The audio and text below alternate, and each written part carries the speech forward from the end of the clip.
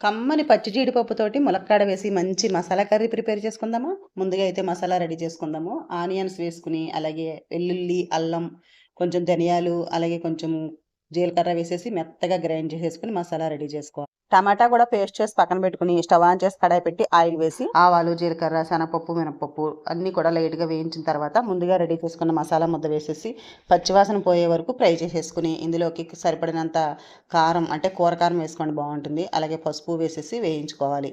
ఇవి కొంచెం బాగా వేగిన తర్వాత టమాటా పేస్ట్ కూడా వేసేసి అది కూడా కొంచెం అలా వేగుతూ ఉండగానే సరిపడినంత సాల్ట్, అలాగే కొంచెం గరం మసాలా పొడి కూడా వేసేసుకుంటే పైన పచ్చి జీడిపప్పు ఉంది కదా, తొక్క తీసేసుకున్నది అది వేసుకుని ముందుగా ఉడికించి పెట్టుకున్న మునక్కాడని అలాగ వాటర్తో సహా వేసేసి మొత్తం అంతా బాగా కలిపేసి పైన కొత్తిమీర వేసేసుకుని 5 నుంచి 10 నిమిషాల పాటు అలా ఉడికించేసుకోండి. టేస్టీగా మంచి మునక్కాడ జీడిపప్పు కర్రీ అయితే రెడీ అయిపోతుంది. వీడియో నచ్చితే please subscribe. Thank you for watching.